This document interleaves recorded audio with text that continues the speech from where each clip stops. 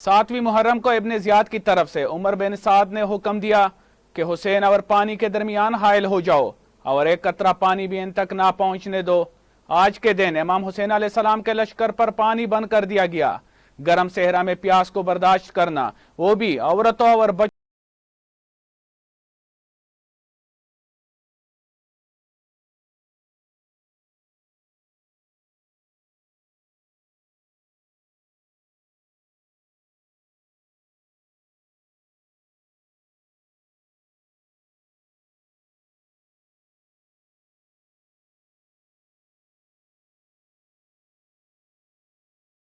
اپنے مقاصد میں ناکام ہو جاتا ہے۔ ابن زیاد نے عمر بن سعد کو حکم دیا کہ حسین علیہ السلام اور آپ کے اصحاب اور پانی کے درمیان حائل ہو جائے اور انہیں پانی کا ایک قطرہ بھی نہ پینے دے۔ خط ملتے ہی ابن سعد نے عمرو بن حجاج زبیدی کو 500 سوار دے کر فرات کے کنارے پر تعینات کیا اور حکم دیا کہ امام حسین علیہ السلام اور اصحاب حسین علیہ السلام کو پانی تک نہ پہنچنے دے۔ ابن سعد نے یہ حکم ملتے ہی عمرو بن حجاج زبیدی کو 500 سواروں کے ساتھ نہر فرات پر معین کر دیا تاکہ امام حسین علیہ السلام اور آپ کے ساتھی پانی نہ لے سکیں۔ اس گرم صحرا میں پیاس کو برداشت کرنا، وہ بھی عورتوں اور بچوں کے لیے، بڑا مشکل تھا۔ اس دوران پانی کے حصول کی مختلف کوششیں کی گئیں۔ امام حسین علیہ السلام نے اپنے لشکر کی حدود کے اندر پانی پر دسترسی کے لیے کئی کنویں کھودے، لیکن اس کی خبر جب ابن زیاد کو ملی تو اس نے ابن سعد کو مزید سختی کرنے اور کنویں کھودنے پر پابندی لگانے کا حکم بھیجا۔